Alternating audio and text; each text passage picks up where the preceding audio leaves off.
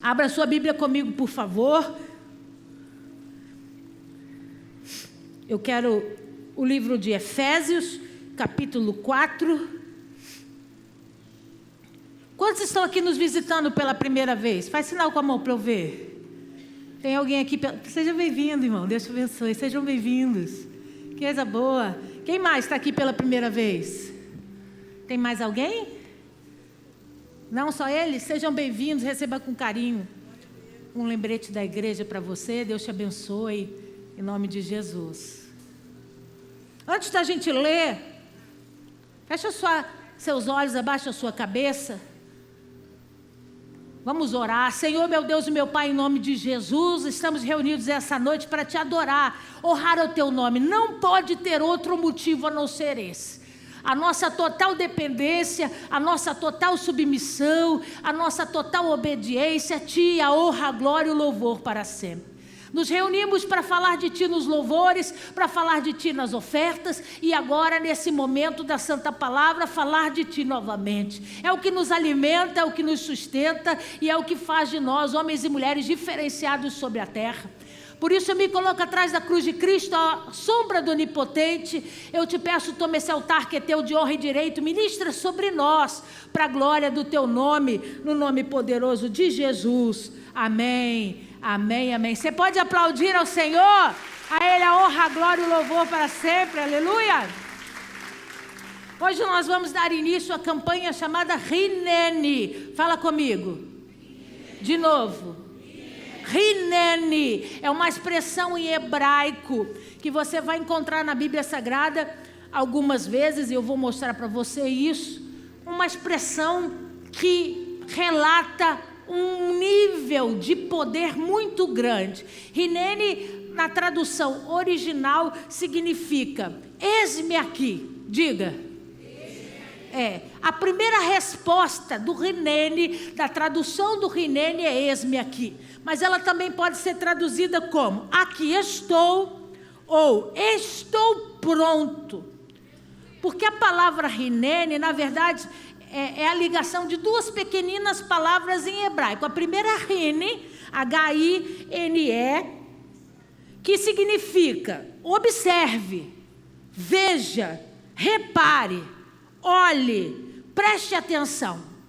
Então, quando a expressão Hine sai da boca em hebraico, ela está chamando atenção para algo poderoso.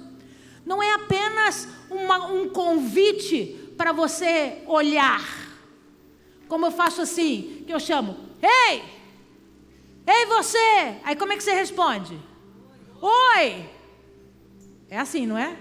Eu digo, você aí o que você responde? Oi, você está acenando a um chamamento, sim ou não? Mas um chamamento que não faz sentido, ele não tem propriedade, é só para despertar a sua atenção. Eu digo, ei, oi, você aí você diz, oi. O Hine, a primeira expressão desse verbo no hebraico, ele não está falando apenas para você se ligar naquilo que eu estou querendo chamar a sua atenção. Ele tem uma mensagem embutida ali. Uma mensagem que faz a pessoa parar o que ela está fazendo, para entender perfeitamente o que ela vai responder. Vira para esse irmão que está ao seu lado e diga para ele, a sua resposta tem muito poder diante de Deus. E a segunda palavrinha é o ni, né? É o hine, ni. E que juntos traz essa expressão forte de eis-me aqui, eu estou pronto. Eu entendi a mensagem. Faz como quiseres. É uma expressão de quem tem confiança e de quem sabe da onde está vindo a voz que o chama. Então, é uma expressão muito poderosa no hebraico. Esse Hine, a gente vai lembrar bem no exemplo do Salmo 133, nas festas de tabernáculo, o pastor João gosta de cantar aqui. Que a gente canta assim, você vai lembrar. Eu não canto nada, né? Vocês que cantam. Hinematov, Hinematov, la la la la la la la la la la. Vocês já ouviram essa música? É o Salmo 133 cantado em hebraico, que a primeira expressão traduzida para nós diga: que bom que os irmãos, ó quão bom e agradável que os irmãos estejam em união, né? A expressão rine começa no início dessa expressão, mal traduzida para nós. O que ele quer dizer é que eu estou pronto e feliz por essa comunhão. Ele está dizendo: eu quero viver isso todos os dias da minha vida. Não é um mero encontro, não é uma mera distração. Vamos para a igreja, lá é divertido, lá é alegre. Não, eu sei o motivo pelo qual eu vou para a igreja. E eu estou pronto para viver tudo aquilo que Deus vai me ensinar naquele lugar. Você está entendendo? Diga amém. Então a expressão rinene é uma expressão muito forte no hebraico. Não é apenas um oi, você está aí? Oi, você me ouviu? Oi, você conseguiu entender? Não. Aquele que responde, responde com propriedade. Sabe o que está dizendo. Quer ver outro exemplo? Quando Jesus chegou às margens do Rio Jordão para ser batizado, quem estava lá batizando as pessoas? João Batista. Aí a Bíblia diz assim para nós, que quando ele vê Jesus, ele libera uma expressão, ele diz assim: o João Batista falou, quando ele viu Jesus, ele estava batizando, aí de repente ele olha e vê Jesus vindo, aí ele diz: eis que tira o pecado do mundo. Olha o que João Batista disse: Rinisi ha Elohim.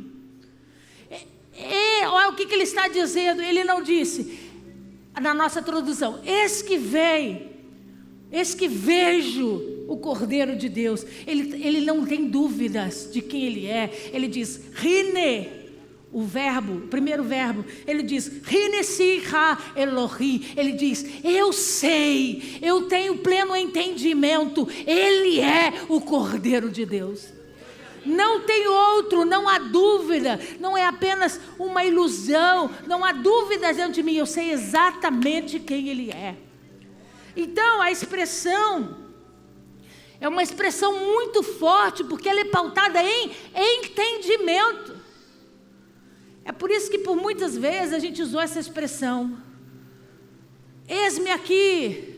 Quem vem para a festa? Aí você diz, eis-me aqui. Quem vem participar disso? Eis-me aqui. No português, pode até ter um sentido avacalhado, mas o rinene no hebraico não é para brincar. O rinene no hebraico é a confirmação de que algo poderoso vai se manifestar no mundo espiritual. É uma resposta que opera no céu. É uma resposta que age no céu. Então diga para esse irmão que está ao seu lado, diga para ele: hoje o rinene vai operar o sobrenatural na sua vida. Quem crê nisso, diga amém.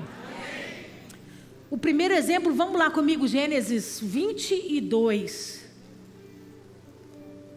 Quem foi a primeira pessoa a falar, eis-me aqui, rinene, no hebraico? Abraão. Gênesis 22.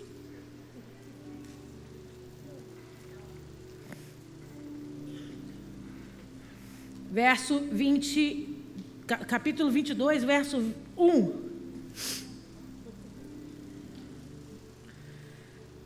Achou? Depois dessas coisas, pôs Deus a Abraão à prova e disse: Abraão, este lhes respondeu. Ele respondeu, Rinene. Ele respondeu, Rinene. Sabe qual é a resposta do original? Abraão disse: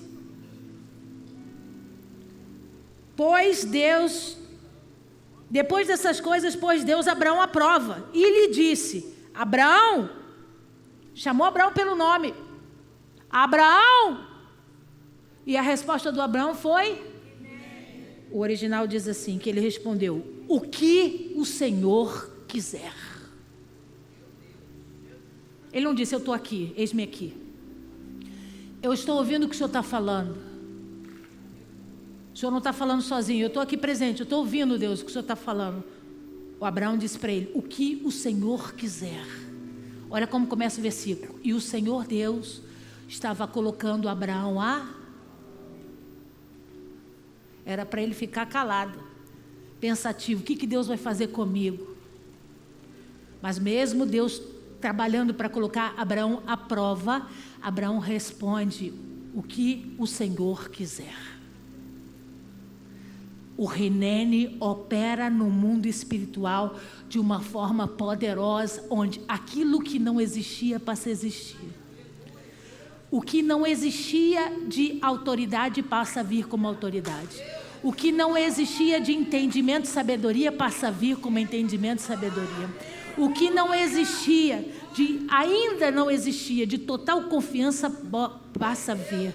Deus diz assim: pega Isaac e sobe no monte. Ele diz: ok. Ele não pergunta para Deus o que vai acontecer com Isaac. Ele não pergunta para Deus qual vai ser o final do Isaac. Ele simplesmente diz para Deus: faça o que o Senhor quiser. Mas a alma do Abraão estava intacta. A alma do Abraão estava segura, porque quando ele libera o Rinene, ele recebeu do céu o que ele precisava para confiar nesse Deus poderoso. O medo que podia ter foi embora. A instabilidade que podia acontecer foi embora. E ele obedece a Deus nos mínimos detalhes. E quando ele está pronto para sacrificar o Isaac, Deus brada. Você conhece a história? E diz: olha lá o cordeiro que está preso entre os arbustos. É ele que você vai sacrificar, porque o Jeová Jireh providenciou um sacrifício maior. O Rinene de Abraão proveu o que ele não podia prover. Estabeleceu sobre a terra algo novo e poderoso. O seu filho foi inocentado daquele sacrifício de fé, porque era um teste de fé para o Abraão. Mas o céu providenciou para que nada acontecesse por causa de um posicionamento do Abraão. Pastor, o que a senhora quer dizer para nós? Eu quero dizer que grandes homens e grandes mulheres que expressaram Rinene na Bíblia foram mergulhados numa unção de poder. Pastora, quem disse Rinene na Bíblia Sagrada? Chuta aí. Abraão, você já sabe. Quem mais? Samuel. Quem mais? Isaías. Quem mais? Jacó disse Rinene. Quem mais? Moisés disse Rinene. Quem mais? Quem disse Rinene no Novo Testamento? Não. Passa batido nas Escrituras, você nem lembra. Um homem fariseu, muito justo, um doutor da lei, muito justo, um homem extremamente correto, que Deus visita para entregar uma palavra poderosa para Paulo. Ananias. Quando ele ouve a voz de Deus, a primeira expressão que sai da boca de Ananias é Rinene. E o que acontece com Ananias? Quando Paulo chega na frente dele cego por conta da luz, do encontro com Jesus, o Ananias diz para Paulo assim: que os seus olhos fiquem limpos. E ele imediatamente começa a enxergar. Quando Ananias não podia operar milagres. Ele era um fariseu. Ele não tinha unção de cura. Mas a partir do momento que ele chamou o Rinene no mundo espiritual, a habilidade que faltava veio sobre ele e ele pôde operar aquele que nunca imaginou operar. Você está me entendendo? Diga amém. Por que a senhora escolheu esse texto, pastora? Porque Deus ministrou para mim, desde o início do ano que eu estou paquerando essa campanha, estou esperando um intervalo no nosso calendário para eu conseguir colocá-la, que era necessário que a igreja entendesse o poder dessa posição, porque o que está faltando sobre a igreja é posicionamento. E quando a gente entender isso, algo poderoso e extraordinário virá sobre nós. E aí eu disse para Deus: em relação a quê? Aí ele disse, Efésios capítulo 4. Vamos ler agora para a gente entender o porquê que Deus nos deu essa palavra. Efésios capítulo 4, verso 7.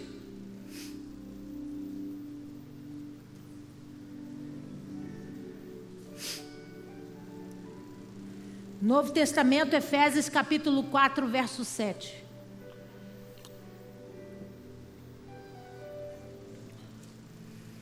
Você achou? E a graça foi concedida a cada um de nós segundo a proporção do dom de Cristo. Por isso diz: quando ele subiu às alturas, levou cativo o cativeiro e concedeu dons aos homens. Então vamos parar para a gente entender. Um texto extremamente rico, eu vou precisar parar para você conseguir entender. Paulo estava narrando para a igreja de Efésios que o projeto de Deus para a igreja é um nível de unidade na sua habilidade. Porque igreja nenhuma consegue andar em desalinho nas suas habilidades.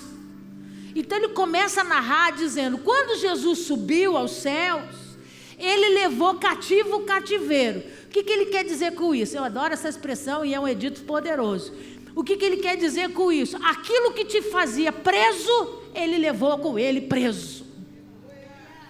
Ele levou cativo, ele levou preso o cativeiro. Aquilo que te prendia, aquilo que te estabelecia ter uma vida igual, aquilo que fazia você ser um homem e uma mulher comum. Quando Jesus subiu aos céus, ele levou essas algemas e essas correntes com ele, para que você fosse livre do cativeiro. Para quê?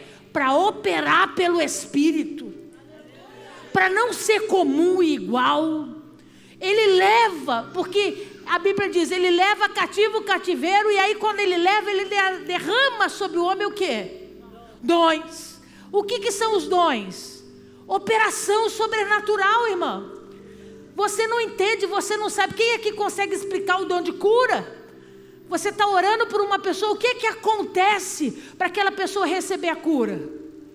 Nós não sabemos. Eu não sei o que Deus faz, eu não sei como Deus opera, mas a verdade é, no momento que eu libero a palavra, o milagre acontece. Por quê? Porque o dom é uma operação espiritual, não vem da mente humana, não passa pela capacitação humana, é Deus que dá. E por que Deus deu dons aos homens? Continua lendo.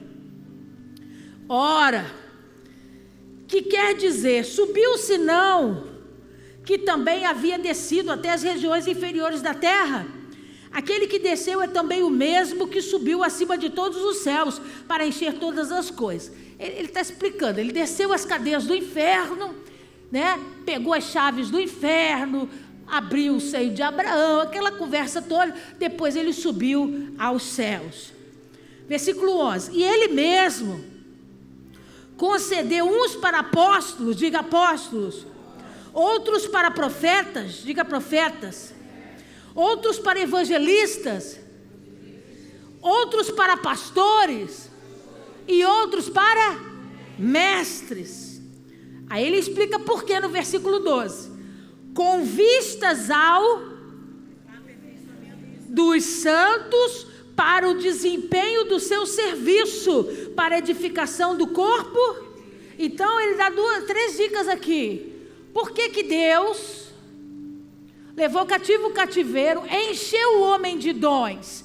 E ele começa, e para cada um ele escolheu para exercer uma missão dentro da estrutura da igreja. Vira para esse irmão que está ao seu lado e diga para ele: te enganou quem disse que você é só um visitante. Ele te escolheu para o cumprimento de uma missão. E ele diz, qual o fundamento dessa missão? No versículo 12 ele diz, com vista ao aperfeiçoamento dos santos. A unidade dos ministérios da igreja traz aperfeiçoamento dos santos. Olha aqui para mim. A unidade dos ministérios da igreja, desses ministérios da igreja, trazem aperfeiçoamento dos santos. O que isso significa? Quando nós conseguimos andar em alinhamento dentro dos 5 ministérios da igreja, quem está sentado ouvindo cresce. quem está sentado é edificado. Alguma coisa muda dentro de você. A sua cabeça muda. O seu histórico com Deus começa a mudar. Por quê? Porque esse propósito de unidade dos ministérios foram feitos para isso. E ele continua e diz assim: para o desempenho do serviço, para a edificação do corpo de Cristo, tem que crescer. Quando anda em unidade, tem que crescer. Aí olha, ele continua no versículo 13, continua ou não continua? Até que todos cheguemos à unidade da fé e do pleno conhecimento do Filho de Deus, a perfeita varonilidade, à medida da estatura, da plenitude de... Então o que ele está dizendo? Quando andamos em concordância, os ministérios andam em concordância, os membros da igreja vão se aperfeiçoando. Irmão, é impossível você se converter como eu em 99 e permanecer da mesma forma até 2024. Porque à medida que nós vamos caminhando e a estrutura da igreja se manifesta sobre nós, isso opera poder em nós. Nós somos transformados de glória em glória pelo nome poderoso de Cristo. Isso vai mudando a gente, vai mudando as nossas experiências, vai mudando as nossas relações com as pessoas. E ele continua dizendo assim: para que não mais sejamos como meninos. Adorei essa parte aqui. Porque à medida que os ministérios da igreja andam juntos e eles fazem aquilo que Deus chamou eles para fazerem, a igreja cresce. A igreja para de ser mimizenta. A igreja para de dar crise por causa de bobagem. A igreja começa a entender o que é fundamento, o que tem importância. A igreja começa a entender que tem coisas mais poderosas e mais difíceis para Deus poder operar do que bobeirinhas no meio de nós. Tem uma frase que eu adoro, que diz: quanto mais maduro, menos ofendido eu fico. Quanto mais eu estou enfiado nas escrituras sagradas, menos ferido com bobagemzinha eu fico. Porque não me importa a direita, não me importa a esquerda, eu cego o caminho olhando para Cristo. E Ele que me edifica, Ele que me transforma, e Ele que faz de mim ser melhor. Infelizmente essa pessoa que está sentada do teu lado é doente. Nós somos doentes. Todos carentes da glória de Deus, da operação do Senhor. Se a gente for olhar por características, ninguém presta na igreja. Mas nós não vamos olhar por características, nós vamos olhar por aquilo que Jesus chamou a gente para ver. Aquilo que Ele pode operar sobre a igreja é o seu nome, é a glória do seu nome. E Ele diz: para que não sejamos mais como meninos, agitados de um lado por outro e levados ao vento por todo lugar, por vento de doutrina. Os meninos são assim, não pregou o que ele não quer ouvir, não serve, a igreja não serve, levanta e vai embora. Por quê? Porque ele não foi ensinado que o pai corrige a quem ele ama, que o pai chama a atenção de quem está errado. Se o pai não chamar a atenção, ele não é pai, ele não tem papel de pai. Quando Deus chama a atenção, quando Deus faz alguma ilustração para algo importante, Ele quer chamar, quer trazer a gente para perto. E como meninos, a gente é soprado nos ventos de doutrina. A igreja de lá está mais alegrada, eu vou para lá. A igreja de lá tem mais canto, eu vou para lá. A igreja de lá tem mais não sei o que, eu vou para lá. E onde ficam as suas raízes? A árvore que não é plantada não dá fruto. Não dá fruto na terra e não dá fruto no céu.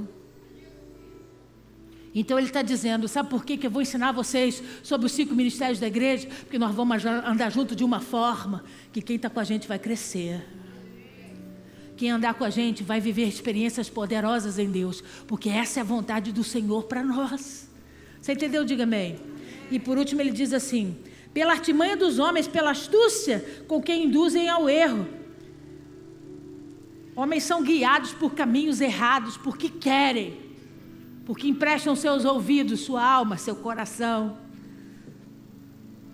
E Deus, o apóstolo Paulo deu em Efésios capítulo 4.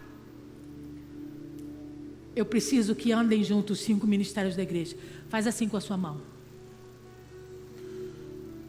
A gente vai começar a aprender de trás para frente, porque a Bíblia diz assim, ó. Lê aí no versículo 11. E Ele mesmo concedeu uns para Há apóstolos. Olha para mim. Há apóstolo. É a representação desse dedo aqui. O outro, continua. Profetas. É esse dedo aqui. Por que será que é esse dedo aqui? Ó. Eis que te digo, terra. Não é assim? Nunca mais você vai esquecer. Eu vou explicar. Depois. Não é o maior dedo que você tem? Não é o maior? Por quê? Porque o evangelista chega aonde ninguém chega. O evangelista consegue chegar em pessoas que nós não vamos conseguir chegar, mas ele chega. Por isso que ele é o maior de todos. Depois, fez outros como? Pastores. Esse dedo é o dedo da aliança. Os pastores são aqueles que Deus deu coração para doutrinar, para amar, para cuidar. É um casamento. É gerado uma unidade. E esse pequenininho aqui é o mestre, é o que nós vamos falar hoje. Então repete comigo sem olhar na Bíblia. Agora eu quero ver.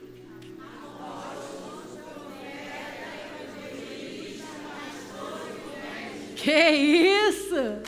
Maravilhoso. Por que esse é o apóstolo? Porque o apóstolo é o único dos ministérios da igreja que toca em todos os outros. Ele passeia por todos os outros ministérios. O apóstolo, ele é ministrado em todas as unções. E sem o apóstolo, não tem selo de unidade sobre nenhum deles. E esse pequenininho aqui, que não vale nada, que alguns só usam para tirar meleca. Olha aqui, é a base de todo o ministério. Igreja que não tem ensino, desmorona. Igreja que não ensina a palavra da verdade, desmorona. Ele não é valorizado. Muitas vezes as pessoas não dão valor, mas é esse pequenininho que sustenta a bodega toda. E nós vamos falar dele hoje, porque eu vou começar do último para o primeiro. Amém ou não amém? Então nós vamos começar sobre o mestre. Vamos falar sobre o mestre hoje. E aí, se você puder anotar, anote. Quais são as características? Qual é a função do mestre? Põe para mim, Felipe, por favor. Aqui, 3 funções específicas que Deus derrama sobre aquele que é mestre. Qual é a função? Por que ele é mestre? Porque ele tem como função esclarecer a palavra de Deus. O mestre é aquele que é dado ao ensino. É aquele que se esforça para ensinar. É aquele que tem ousadia muitas vezes para falar de assuntos difíceis. Mas onde ele, com todo jeitinho, com todo carinho, ele esclarece, porque é necessário que se saiba. Então, as 3 funções principais do mestre. Primeiro é esclarecer, que é tornar. Então é o que muitas vezes a gente faz aqui no altar. A gente esmiuça a palavra para você. Eu começo contando a história, eu digo em que tempo foi, quando que aconteceu, quem estava dizendo, como que operou, para poder explicar todos os pontos, para você compreender o fato de uma forma total. Qual que é a segunda função do mestre? Expor as escrituras. O que significa isso? Revelar. Uma das características de quem é mestre é quando você vê ele ensinando e ele traz revelações da palavra de Deus. Não é aquela coisa seca só. Tem algo que ele expõe que é poderoso, que é como um diamante, que é precioso. É característica do mestre trazer a revelação da palavra. E por último, proclamar, que é anunciar, fazer conhecido. Então todo mestre tem como responsabilidade fazer Jesus, as palavras de Deus serem conhecidas. Ele vai fazer isso de muitas formas. O desejo dele é sempre poder falar da palavra, é sempre poder esclarecer as coisas. Ele vai sempre arrumar um caminho para poder te ensinar, de um jeito ou de outro, o poder da palavra. Por que é tão importante esse ministério dentro da igreja? Põe para mim o significado da palavra em grego.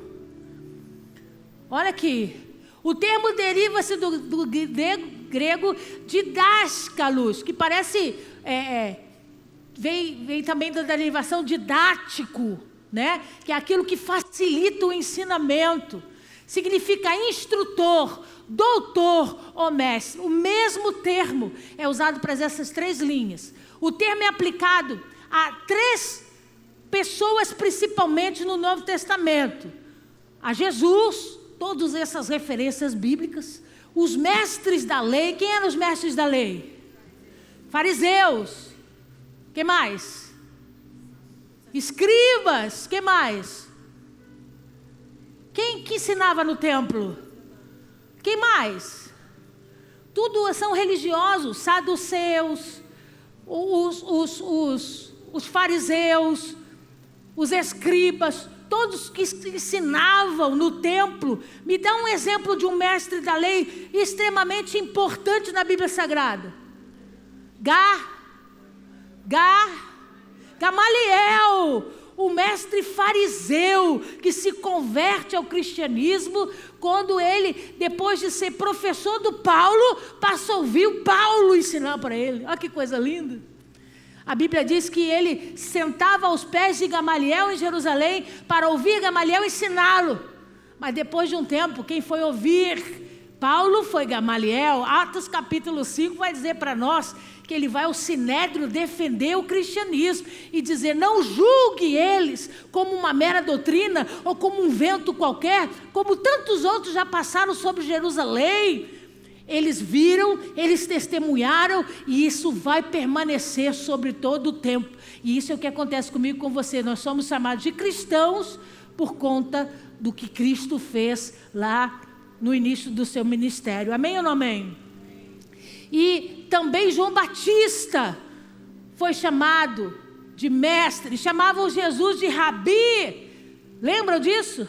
Mestre em hebraico. E por último, o apóstolo Paulo, que também tem essa tradução do grego. Novo Testamento é grego.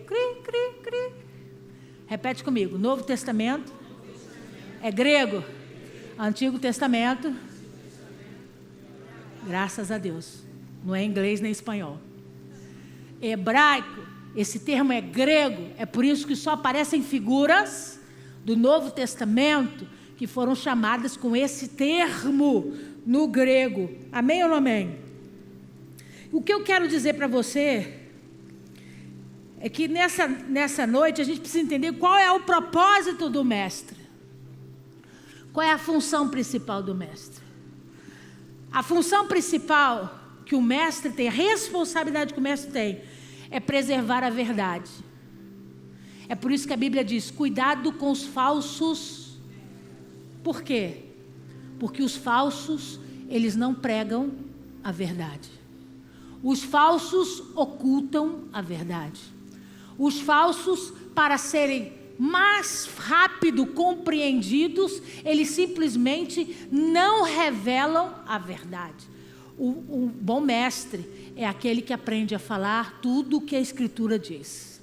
Ele ensina o que está escrito. O que você vai fazer com a sua vida é da sua responsabilidade, mas cabe ao mestre dizer exatamente o que está escrito. Amém ou não amém? Segunda coisa, de levar a igreja, o corpo de Cristo, à santificação. Só tem um jeito da gente desejar a santificação, é aprendendo o que é santificação nas Escrituras, entendendo que Deus é santo, que o céu opera debaixo de santidade, que Deus não pode se achegar àquele que está sujo em pecado, porque Deus é santo. Homem nenhum tem desejo à santidade se não for pelas Escrituras ensinado. Porque o nosso homem carnal é terrestre. Ele gosta das coisas terrenas.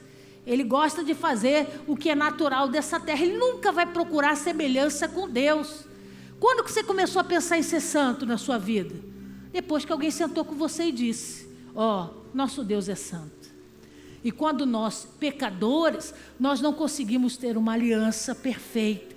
Então, à medida que a gente vai se santificando, Deus vai chegando mais perto de nós. Amém ou não amém? Alguém precisou ensinar esse caminho para nós. Alguém precisou elucidar esse caminho para nós. Senão nós não entenderíamos.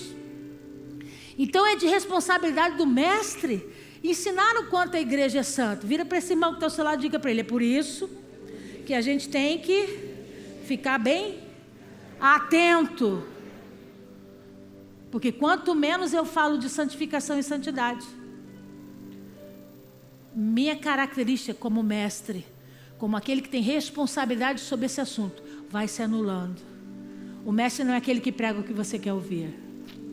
O mestre não é aquele que ensina o que é bom para os seus ouvidos. O mestre é aquele que ensina o que você precisa para crescer.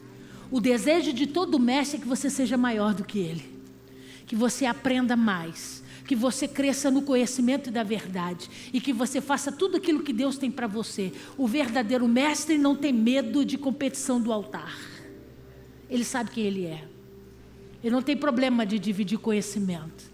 Ele não tem problema de dividir o altar. Por quê, pastora? Porque ele sabe a responsabilidade. Ele não está aqui para aparecer e para competir com ninguém. O papel dele é levar o homem ao entendimento e o compromisso com a santidade. E aí eu continuo e diz assim: e levar o corpo de Cristo a um compromisso maior. É de responsabilidade do mestre sacudir a igreja e dizer para a igreja: nós precisamos nos unir, nós precisamos orar, nós precisamos jejuar, nós precisamos fazer, porque é dessa forma que a igreja cresce. Ninguém nasce sabendo o relacionamento com Deus. Alguém tem que nos ensinar. Quantos aqui lembram dos seus primeiros passos com Jesus? Quem foi que sentou com você e disse: eu lembro perfeitamente, aceitei Jesus no domingo, naquela mesma semana tive um parente que faleceu. Aí fomos para o cemitério, enterrar o parente. Não era tão próximo, mas a família nessa hora tem que estar presente, né? E aí fomos nós. Aí na hora de entregar o defunto, estou eu lá. Tinha acabado de aceitar Jesus no domingo. Aí o mestre chegou para mim e falou assim: não faz o sinal da cruz, não.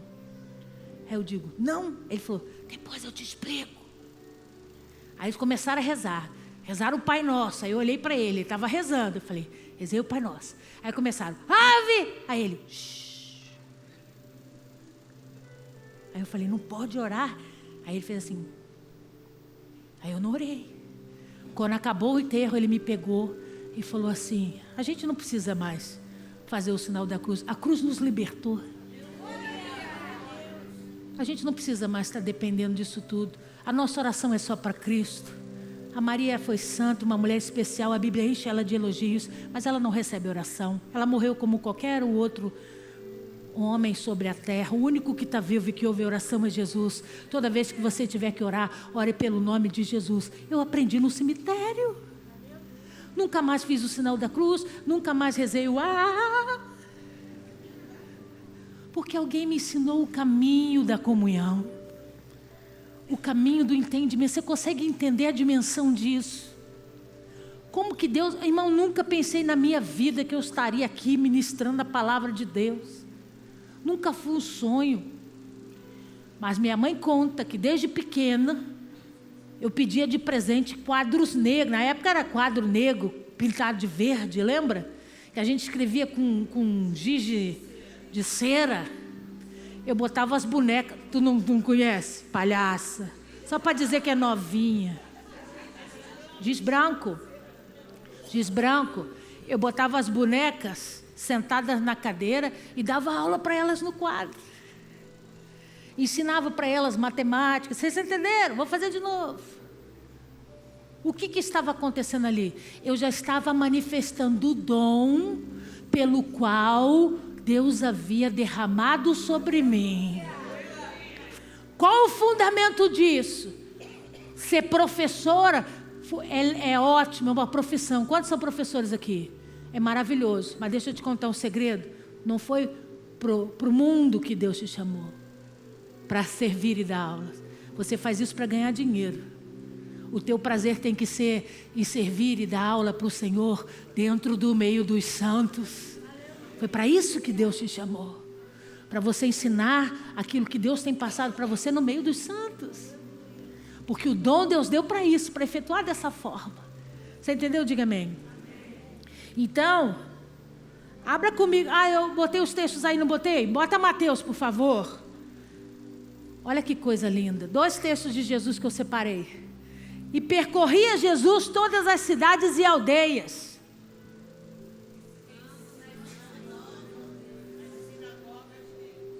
Uma das principais funções de Jesus foi o ensino. A gente relaciona Jesus à libertação, a gente relaciona Jesus a milagres, a cura de enfermidades, mas ele veio para ensinar. Ninguém conhecia o reino, alguém precisava ensinar sobre o reino. Ninguém entendia sobre essa dimensão poderosa espiritual, alguém precisava ensinar.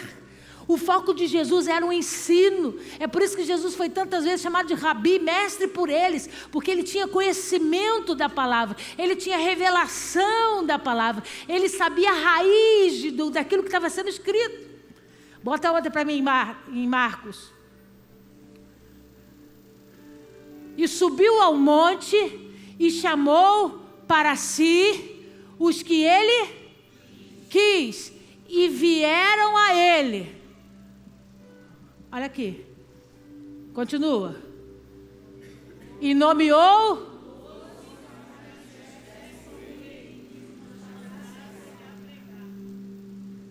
Ele escolheu 12 discípulos para pregar.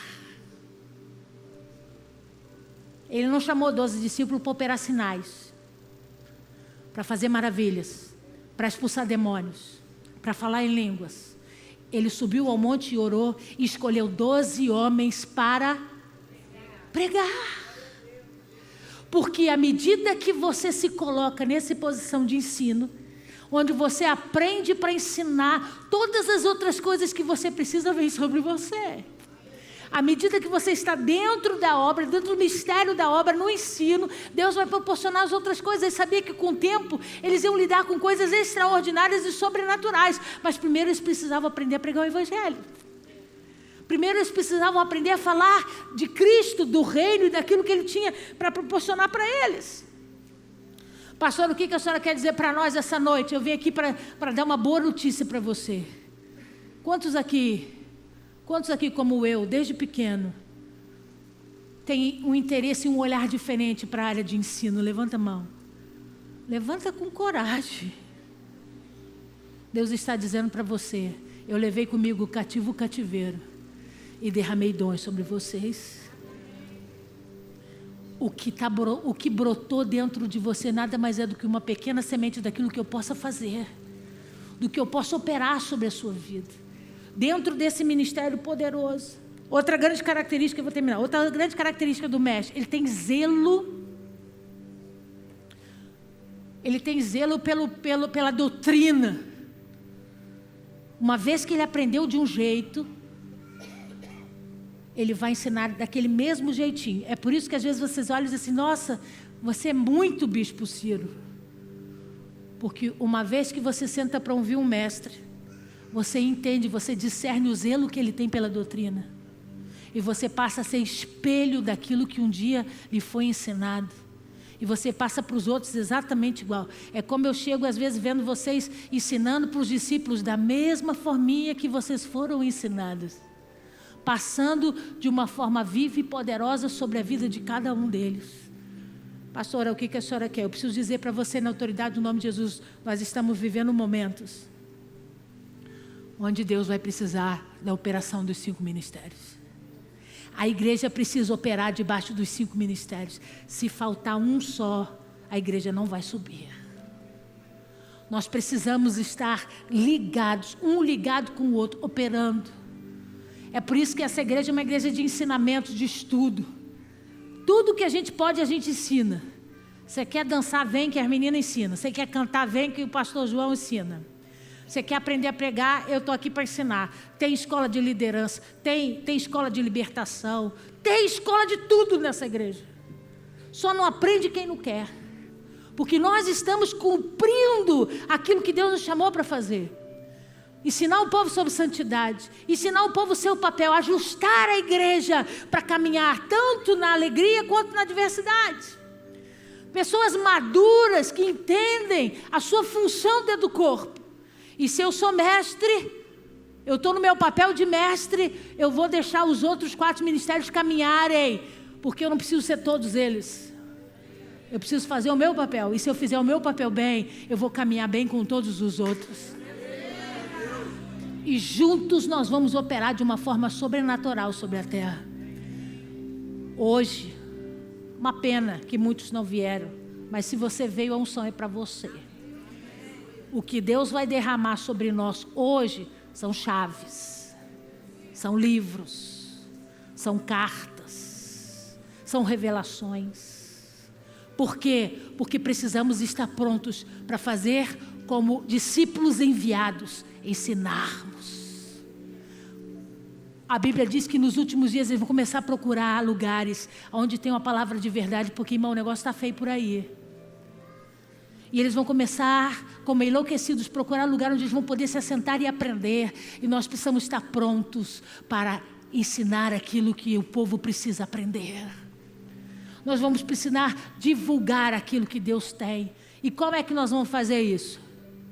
Dizendo para Deus, Rinene.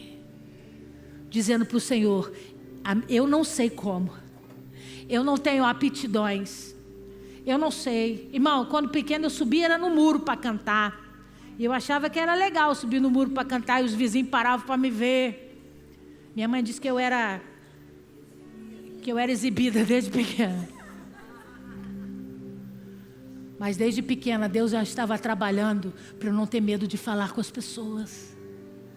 Para eu não ter medo de falar aquilo que precisava ser falado e ser dito, porque o Espírito de Deus estava trabalhando para isso. Nós não temos capacitações humanas, é Ele que derrama sobre nós. E hoje, irmão, primeiro dia dessa campanha, os dons vão ser derramados sobre nós. O que Deus quer de mim? Às vezes eu faço gabinete e as pessoas falam assim, pastor, eu não sei o que Deus quer de mim na igreja, eu não sei qual é a minha função do corpo. Não tem para onde correr, irmão, nós estamos aqui dentro dos ministérios da igreja. Ou você vai cair para a área do ensino, ou você vai cair para o amor e amar as pessoas e aprender a cuidar das pessoas. Ou você vai ser daquele que vai falar e evangelizar e ir atrás dos perdidos. Ou você vai ser cheio de um espírito de profecia, de palavra de conhecimento e palavra de revelação. Ou você vai ser aquele que gosta de cavar poço. Que o apóstolo é aquele que abre o poço para que todo mundo entre e opere sobre ele. Ele paga o preço de cavar o poço. Ele enxerga água onde ninguém enxerga. Ele enxerga vidas sendo salvas onde ninguém enxerga. É a função do apóstolo. E Deus está dizendo para mim, você ainda acha que não tem lugar para você? Você está aqui dentro, eu só não sei aonde. Você precisa se enxergar dentro dos 5 ministérios da igreja. Porque se você se converteu e você aceitou Jesus, você está aqui, ó, na palma da mão dele. E ele rege a igreja assim. E ele rege a igreja dessa forma. Você aqui na palma da mão dele, operando aquilo que ele sonhou com a sua vida, aquilo que ele colocou você para fazer. Amém ou não amém? Fica de pé no seu lugar. Vou chamar os pastores aqui, por favor.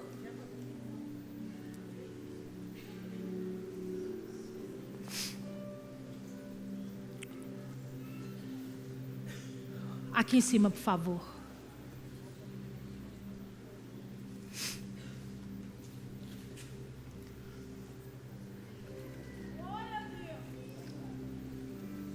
Por muitas vezes, por favor, por muitas vezes você olha para nós e você diz assim, nunca vou chegar lá, não tem espaço para mim, essas conversas que o diabo gosta de falar boba, não tem espaço para mim, não vou chegar lá, eles falam bonito, eles explicam bonito. Olha o que eu vou dizer para você. Não existe diferença nenhuma entre nós que estamos aqui e os líderes de célula. Há mesmo amor pela palavra que nós ministramos aqui como mestres, os nossos líderes ensinam o evangelho simples e humilde de Jesus nas casas. Não precisa estar aqui, você é mestre lá. Você é mestre naquela reunião de 6, onde homens e mulheres sedentos ficam fazendo perguntas, mas me explica isso, me explica aquilo, e você tem que ter saúde para poder conseguir ensiná-los e dar a eles aquilo que eles precisam. Não tem diferença para Deus entre os que estão aqui no altar e aqueles que estão ministrando lá nas casas. Porque aquele que ensina a verdade, aquele que traz o povo para a santidade e aquele que traz unidade no povo é mestre. Aquele que faz, que tem uma coisa que queima dentro de você para ensinar. E você fica na rodinha pensando assim, qual vai ser o dia que ele vai me dar a oportunidade de eu falar? Porque eu tenho uma ideia, eu quero ensinar o Salmo, e eu vou ensinar de uma forma diferente. Deus está falando com você. Tem um fogo que queima, uma vontade de falar no simples. Com toda a dificuldade que você tem, mas você quer falar. Ele levou cativo o cativeiro e derramou dons. E derramou dons. Dons que precisam florescer, porque nós não somos mais importantes do que você, líder de célula. Que tem ensinado a palavra do Senhor para os pequeninos. Nós não somos maiores do que vocês, professoras da escola do infantil. Que tem com todo carinho e capricho ensinado às nossas crianças o Evangelho da verdade. Se manterem em santidade, unidas, uma ajudando a outra, amando o outro como a si mesmo. Mestres. Aquele que se propõe a ensinar na dança, nos cânticos, porque através deles fala de Jesus, porque através dele ensina o Evangelho. Mestres. O que eu quero nessa noite é derramar em cascata sobre a vida de vocês uma unção que vai desatar os nós, uma unção que vai repreender e amarrar a voz que diz no teu ouvido que isso não é para você. Você tem que caber aqui. Se você não caber aqui, você não faz parte do corpo, você não faz parte da estrutura. Cadê você aqui? Não dá para entrar e sair por essas portas achando que se alimentar no domingo é suficiente. Cadê você aqui? Operando aquilo pelo qual Deus investiu em você. Operando aquilo pelo qual Deus derramou para que todo homem visse que Ele te escolheu.